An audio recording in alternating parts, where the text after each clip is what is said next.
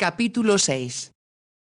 Octavia no dejó de llorar hasta que se quedó dormida y cuando Hassam le llevó el desayuno por la mañana los ojos le ardían y le dolía mucho la cabeza. Después de beber el café se sintió un poco mejor y se preguntó si Kane pensaría en ella y qué plantearía para aquel día. Cuando Hassam regresó para recoger la bandeja del desayuno le dijo: «Amo salió, no regresará hasta la tarde. ¿No vendrá a almorzar?». Hassam negó con la cabeza. Octavia sintió una gran desilusión. Toda la noche había anhelado acudir junto a Kane para decirle que le amaba y rogarle que la quisiera. Sabía que sería algo muy reprobable pero tenía la sensación de que él había llevado consigo todo lo maravilloso que sintiera cuando la besó junto a la esfinge. Y ya no lo recuperaría jamás. Permaneció en la cama largo rato luchando contra las lágrimas que pugnaban por acudir a sus ojos. Al fin recapacitó y se dijo que era ridículo lo que hacía. Cuando Kane regresara lo menos que desearía ver era su rostro triste e hinchado por el llanto. Las mujeres lloriquean y sollozan para salirse con la suya, había oído decir en una ocasión a su padre. Lo que un hombre desea de una mujer es que esté contenta y lo haga feliz. Como era pequeña su padre la tenía sentada en las rodillas y había hablado como si estuviera molesto por algo sucedido recientemente. Octavia se dio cuenta con los años de que al ser tan apuesto su padre dejaba tras de sí muchos corazones rotos. Algunas veces cuando llegaban por correo fajos de cartas con letra femenina, la forma en que su padre las hacía a un lado le indicó que por mucho que le rogaran las damas a quienes rechazaba ya no volvía a hacerles caso. Recordándolo se dijo que lo mejor que ella podía hacer ahora era irse. A pesar de lo que Kane dijera era evidente que le resultaba una molestia y como lo amaba sabía que le sería difícil no aferrarse a él y sentirse muy desgraciada si no correspondía a su amor. ¿Cómo pudo hacerme sentir así cuando me besó y después no quererme más?, se preguntaba. Era la pregunta que las mujeres se hacen desde siempre para la cual no hay respuesta. Pero aún sabiendo que le partiría el corazón separarse de Kane, Octavia pensó que sería todavía peor quedarse y sufrir las torturas del infierno porque lo amaba y sin embargo no podía hacer lo que él deseaba. Ahora que meditaba con calma, recordó lo escandalizada que se sintió al hablarle Tony de las mujeres que divertían a su padre. Aquellas amantes que según su hermano nunca le duraban mucho. Aunque lloraban y se lamentaban de que les hubiera destrozado el corazón, su padre las dejaba para correr en busca de nuevas diversiones, lo cual siempre significaba otra bella mujer. ¿Cómo podría ser yo como ellas? ¿Cómo podría rezar por las noches? Si cometiera lo que mamá y también la iglesia considerarían sin duda un pecado. En el priorato cada domingo asistía a la iglesia de la aldea. Esto suponía una larga caminata de ida y otra de regreso, pero le gustaba ir porque allí rezaba con más devoción aún para que su padre no se gastara en Londres todo el dinero que se necesitaba para reparar la casa y pagar los sueldos de la gente que trabajaba en la finca, y también para que algún día viviesen juntos de nuevo como una familia y volvieran a ser felices. Temía que fuera imposible sin su madre. Sin embargo, cuando su padre llegaba a casa y Tony también estaba allí, reían olvidando los tejados ruinosos y los espacios vacíos donde estuvieron las cosas que se habían vendido. Tal vez algún día tenga mis propios hijos, pensó Octavia. ¿Cómo podría ser feliz recordando que hice algo malo y que si ellos lo supieran se avergonzarían de mí? Era una pregunta para la que solo había una respuesta. Debía dejar a Kane y regresar a Inglaterra. Con solo pensarlo se sentía desamparada. No tenía idea siquiera de cómo averiguar la hora en que salían los trenes hacia Alejandría y los barcos que zarpaban rumbo a Inglaterra desde allí. No podría pagar uno bueno y se estremecía ante la idea de viajar en otro parecido al que tomaron ella y Tony en Tilbury. ¿Qué puedo hacer? ¿Qué puedo hacer?, se preguntaba con tristeza. Solo Kane podría darle la respuesta, más de él debía olvidarse. Cuando se levantó y vistió bajó a sentarse en la terraza. Luego, sola en el comedor, tomó un ligero almuerzo y aunque estaba delicioso apenas probó unos bocados de cada plato. Después regresó a la terraza mientras se preguntaba lo que haría Kane si era deliberada su ausencia para demostrarle que continuaba molesto con ella. Hassan llegó con unos periódicos y los colocó a su lado. «Periódicos ingleses, señorita, de hace solo 5 días. Llegan rápido». «¿Cómo es posible?». Lord Cromer dispuso que lleguen en tren a Marsella, Después embarcó de Alejandría y de allí al Cairo. Hassam hablaba como si lo hubiera aprendido de memoria y Octavia sonrió. Cuando se retiró el criado tomó uno de los periódicos. La muerte de su padre debía de haberse publicado en una edición de varios días antes. Volvió las páginas sin prestar mucha atención a los preparativos para el jubileo de diamante de la reina Victoria que se celebraría al año siguiente. Las dificultades que surgían en la India o similares noticias. De pronto un párrafo en la parte inferior de una página llamó su atención y leyó estupefacta.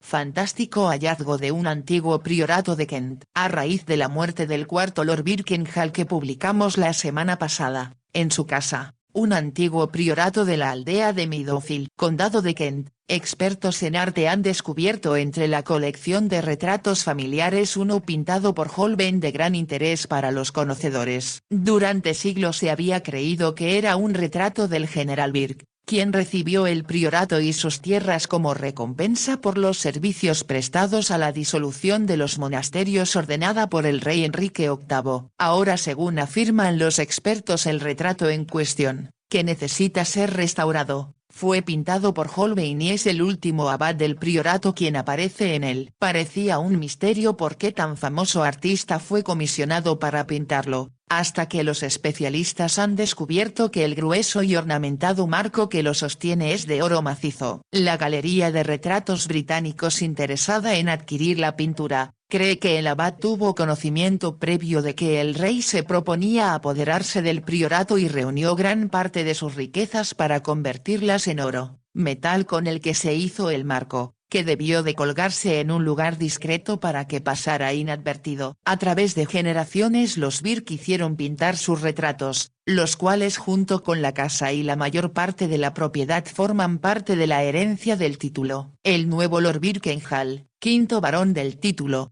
se encuentra por el momento en algún lugar del extranjero. Sus abogados hacen todos los esfuerzos posibles para ponerse en contacto con él e informarle del sensacional descubrimiento. Octavia leyó la noticia no una sino 3 veces para asegurarse de que no la había entendido mal. Finalmente, con un vuelco del corazón, se dio cuenta de que sus plegarias habían sido escuchadas. Ahora Tony podría regresar al priorato, restaurarlo y vivir allí sin depender del dinero de Virginia ni de nadie. La pintura, dado que no era un retrato de sus antepasados, podría venderse y también el marco. Dio las gracias a Dios fervorosamente y después se preguntó cómo podría localizar a Tony. Seguramente Kane conocía la forma de comunicarse con el yate de Virginia y si éste había llegado ya a Constantinopla, entonces Tony regresaría a casa sin temor de enfrentarse a los acreedores. Gracias Dios mío, muchas gracias, murmuró de nuevo y su gratitud pareció volar al cielo. Mientras esperaba el regreso de Kane los minutos parecían muy largos. Pero ya no se sentía desdichada y estaba muy emocionada. Sin embargo, sintió una punzada en el corazón al recordar que él no la quería de la misma forma en que ella le amaba. Angustiada empezó a preguntarse si algo le habría sucedido y si tal vez quienes intentaban asesinarlo lo habrían logrado. Hassam salió al jardín a su encuentro mientras ella caminaba por el jardín. Mensaje del amo. Lamenta tardar tanto. Muy ocupado. Dice que irán a cenar esta noche. Muy elegante. La señorita lista a las 7. Amo regresará para cambiarse. Octavia suspiró. Al parecer no tendría tiempo de hablar con Kane, explicarle quién era y mostrarle la noticia del periódico. Deseaba acompañarlo a la cena, pero tenía la sensación de que estaba relacionada con su retrato. Por lo tanto no mostraría particular interés por ella, solo la necesitaba para que fingiera ser su esposa. Subió a su habitación para escoger el vestido que se pondría. Era una lástima que hubiera estrenado el blanco y plateado la noche anterior. Encontró entre los muchos adquiridos otro aún más bonito, pero al observarlo le hizo pensar que más parecía un traje de novia que de noche, por lo que no se le antojó apropiado. Los otros eran más sencillos y sí, como dijo Hassam, se trataba de una fiesta elegante. Debía presentarse lo mejor posible. Esperó abajo largo rato, después subió a bañarse y aunque dedicó bastante tiempo para peinarse, estaba segura de que Kane no había regresado a la villa. Cuando ya empezaba a pensar que se retrasaría o que tal vez no llegaría siquiera, Oyó que un carruaje se detenía frente a la puerta principal y supo que él había vuelto. El corazón le dio un vuelco y deseó correr a saludarlo, pero vestida solo con las enaguas era imposible. Le oyó subir a la carrera, llamar a Hassan y entrar en el dormitorio. Miró el reloj y se dio cuenta de que tenía menos de un cuarto de hora para bañarse y vestirse, lo que significaba que ella también debía estar lista y no hacerla esperar. La egipcia que la atendía entró en la habitación y cogió el vestido blanco que Octavia había extendido sobre la cama. Cuando se lo puso se dio cuenta de la habilidad con que estaba confeccionado y que su estilo era sensacional. De crepé blanco, tenía mangas de globo de encaje adornado con mercasita que también se hallaba alrededor del escote. Las mismas partículas metálicas, pulidas en forma de diamante, formaba resplandecientes gotas en la falda,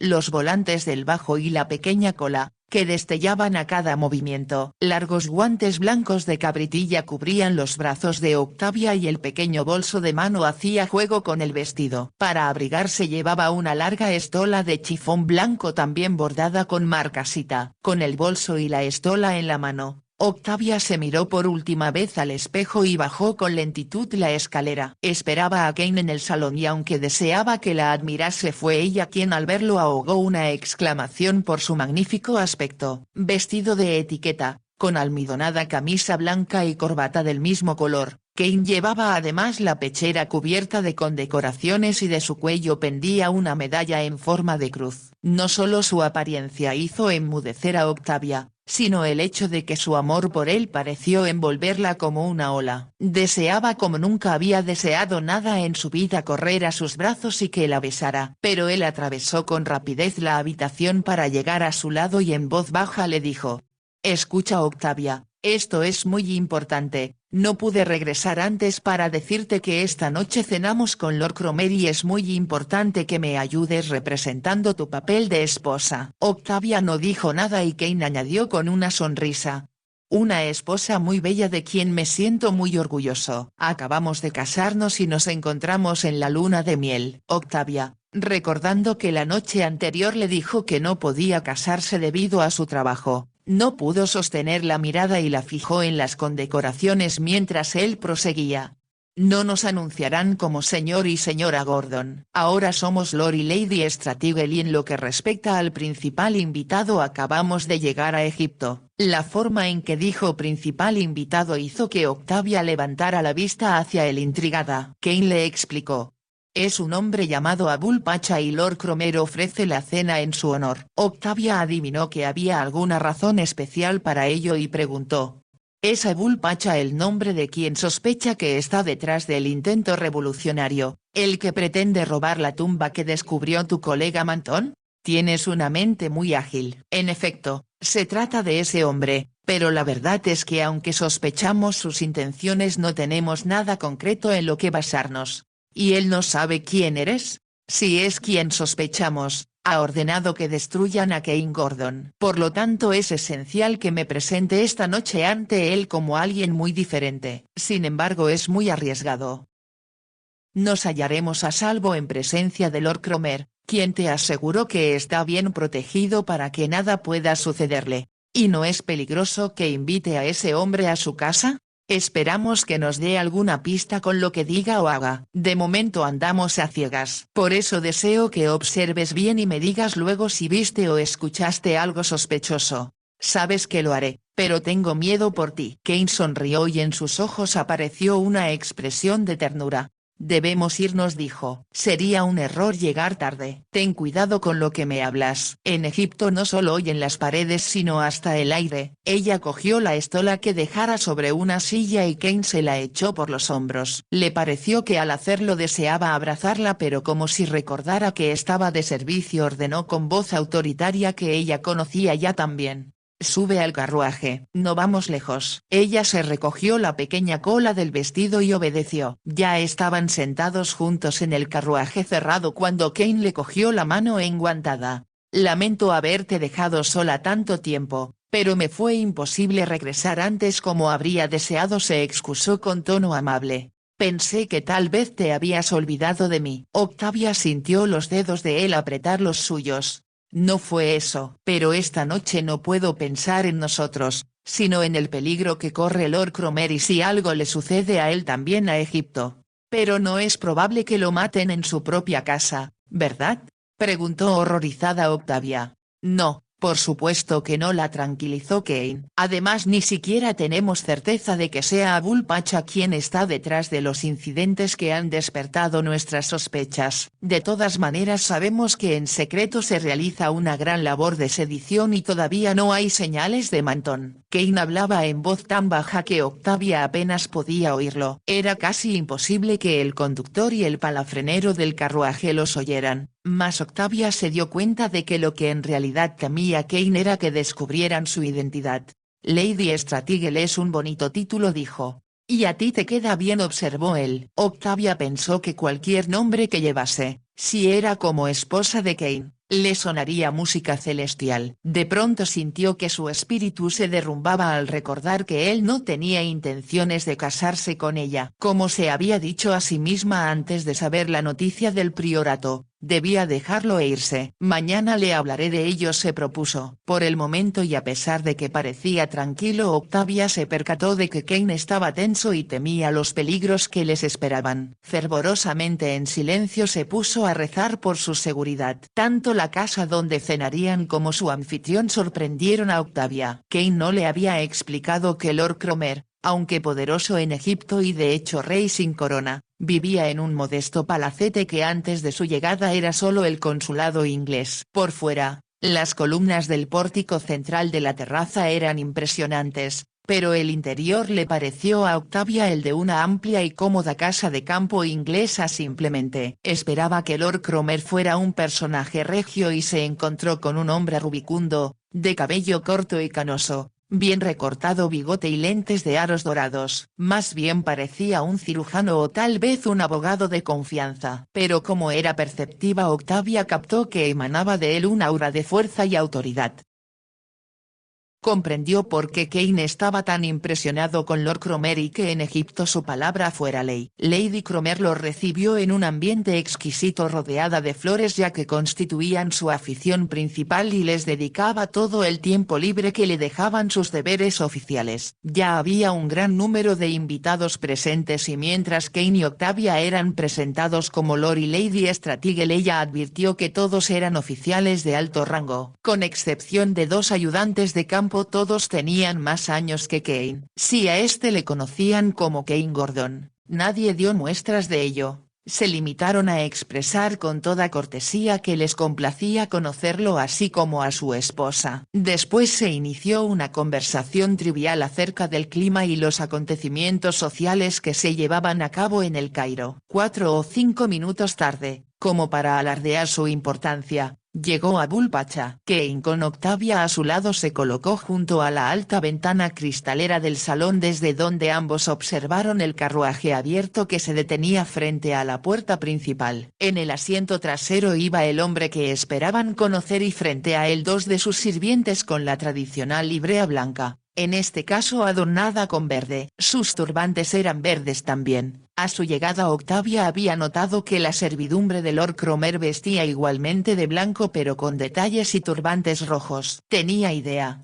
y deseaba confirmarla después con Kane, de que así se vestía la servidumbre en todas las embajadas inglesas y en las casas de gobierno de la India. Se preguntó mientras observaba a Abul Pacha descender del carruaje si habría imitado deliberadamente a los ingleses al vestir a sus sirvientes de manera casi idéntica. Entonces recordó que en Oriente Medio el verde era casi un color sagrado ya que por lo general el turbante verde indicaba que quien lo lleva ha visitado la Meca. Kane se apartó del ventanal para conversar con un anciano general. Su excelencia Abul Pacha milord, anunciaron. Cuando el hombre entró en la habitación Octavia vio que no era muy alto pero sí esbelto y nervudo con un inmaculado atuendo de guerrera nativa adornada con hilos de plata. Lord y Lady Cromer lo saludaron con efusividad. Y cuando el anfitrión lo presentaba a cada uno de sus invitados, Octavia, incluso antes de hablar con Abul Pacha, tuvo la aguda percepción de que era un malvado. El mal parecía emanar de él. Podía verlo en sus ojos oscuros y tuvo la certeza de que todo lo que Kane sospechaba de aquel individuo era cierto. Cuando llegaron a ellos Lord Cromer dijo: Excelencia, deseo presentarle a una pareja recién llegada de Inglaterra y que acaban de casarse, Lord y Lady Stratigel. Abul Pacha extendió su mano y al estrecharla Octavia sintió como si tocara una serpiente. El egipcio sin hablarle a ella se volvió hacia Kane. Espero señoría que disfruten de su estancia en el Cairo. Así lo esperamos nosotros también, repuso Kane con el fono flemático que se suele atribuir a los ingleses. También confiamos en que no haga demasiado calor. Creo que están a salvo de ello, al menos en las 2 semanas próximas, contestó Abul Pacha. Cuando Lord Cromer se alejó con él hacia otros invitados, Octavia sintió deseos de gritar que era un hombre peligroso y que deberían meterlo en prisión antes de que causara más problemas. Estaba segura de que era quien había enviado a los 2 hombres para matar a Kane. Sin embargo, pensó con desaliento que jamás podrían probarlo. Abul Pacha continuaría su labor de conspirar contra Lord Cromer y los ingleses de Egipto, y tal vez a diferencia de la de Arabi Pacha su revolución tuviera éxito. Lord Cromer terminó las presentaciones. Se anunció la cena y todos se dirigieron al comedor donde había un sirviente de librea blanca y roja detrás de cada silla, con excepción de una, ya que para sorpresa de Octavia junto a aquella había 2 hombres de turbante verde, uno a cada lado. Era donde se sentaría Abul Pacha. Lord y Lady Cromer debieron de darse cuenta aunque no lo demostraron. Pero Octavia no pudo evitar decirse que aquello era un insulto no solo para los anfitriones sino para todos los ingleses. Al sentarse a la mesa Octavia vio que había más hombres que mujeres. Ella quedó sentada entre Lord Cromer a su izquierda y Abul Pacha a la derecha. Kane estaba sentado a continuación del egipcio. Las otras mujeres destacaban como flores entre la severidad de la ropa masculina. Octavia era la única que no llevaba diadema y pensó que Kane había cometido un descuido al no conseguirle una, aunque fuera prestada o alquilada para la ocasión. Se alegró de que su vestido resplandeciera y de haberse colocado una orquídea blanca en el cabello, cosa que se le ocurrió en el último momento. Lord Cromer conversó con ella acerca de las pirámides y las obras de la presa de Asuán. También se interesó por si a ella le agradaría conocer a la princesa Nadi Fazier, prima del Khedive. Era el tipo de conversación que cualquier dama británica sostendría en cualquier país del mundo mientras cenaba en la embajada inglesa. Pudo oír a Kane contar a Abul Pacha algunos divertidos incidentes de su viaje desde Inglaterra que hicieron reír al egipcio. Pensó que pocos actores habrían desempeñado su papel de forma tan brillante como ellos lograban hacerlo. Se percató de que con deliberación Lord Cromer procuraba no hacerle ninguna pregunta comprometedora sobre su familia o procedencia. Tenía la sensación de que aunque al parecer a todos había engañado la falsa identidad de Kane, Lord Cromer sí conocía la verdadera. Al ver lo bien que Kane aparentaba llevarse con Abul Pacha, deseó advertirle que aquel hombre era peligroso. Lo imaginó como una cobra que se erguía, lista para matar inoculando su veneno. Se estremeció al pensarlo. Las conversaciones eran tan banales que habría bostezado de no haber estado tan atenta a lo que Kane decía. Además su mirada se sentía atraída, casi irresistible, hacia Abul Pacha. Al fin Lady Cromer se puso en pie y se retiró con las damas dejando que los caballeros bebieran el oporto a sus anchas. Estoy segura de que les agradará subir, propuso Lady Cromer, para que les muestre en mi dormitorio unas nuevas y bellísimas orquídeas de cultivo. Octavia siguió a las otras invitadas y estuvo de acuerdo en que las orquídeas eran preciosas y muy diferentes a cuantas vieran antes. Las damas conversando animadamente se retocaban el peinado frente a los grandes espejos y bajaron para volver al salón. Octavia descendía igualmente cuando al llegar a la puerta del salón se dio cuenta de que había dejado su bolso en el tocador de Lady Cromer. Sin dar ninguna explicación volvió rápidamente al dormitorio. Casi había llegado cuando se abrió la puerta contigua y salió por ella un sirviente. El hombre pareció sobresaltarse al verla e hizo una exagerada reverencia. Se inclinó tanto que ella lo miró sorprendida. Entonces se percató de que llevaba turbante verde. Era extraño que uno de los sirvientes de Abul Pacha estuviera en aquel piso. Todavía inclinado el hombre se apresuró a alejarse de forma tan extraña y subrepticia que ella le observó sorprendida. El sirviente llevaba algo en la mano y justo cuando llegaba al fondo del corredor y desaparecía Octavia recordó que antes de que se inclinara ante ella había notado, sin percatarse plenamente de ello, que tenía una cicatriz bajo el ojo izquierdo. Se quedó inmóvil al darse cuenta de que era el hombre enviado para matar a Kane y de inmediato adivinó lo que llevaba en la mano. Por un momento la enormidad del hecho la dejó sin aliento. Después, como si Kane le dijera lo que tenía que hacer, entró sin prisa en el dormitorio, recogió su bolso y bajó de nuevo la escalera. Al reunirse con las damas explicó a Lady Cromer dónde estaba. «Me alegra que no olvidara su bonito bolso», comentó la anfitriona. «Qué magnífica idea que su bolso haga juego con el vestido», intervino otra de las damas. «Cuando me dé el lujo de un vestido tan hermoso como el suyo la copiaré». «Es usted muy amable», sonrió Octavia. Conversaron hasta que con un vuelco en el corazón Octavia oyó voces y los caballeros entraron en el salón. Abul Pacha conversaba animadamente con su anfitrión y de forma deliberada Octavia se dirigió hasta el fondo del salón para no quedar sentada cerca de él, al menos hasta que no tuviera oportunidad de hablar con Kane. Le resultó difícil acercarse sin llamar la atención, pero al fin lo logró. Kane charlaba con un joven ayuda de campo. Esperó hasta que hicieron una pausa y entonces le dijo: «Disculpa cariño, pero olvidé mi pañuelo. ¿Podrías prestarme el tuyo?». La expresión de Kane le indicó que había comprendido que tenía algo que decirle. Mientras buscaba el pañuelo en su bolsillo se acercó a ella con naturalidad.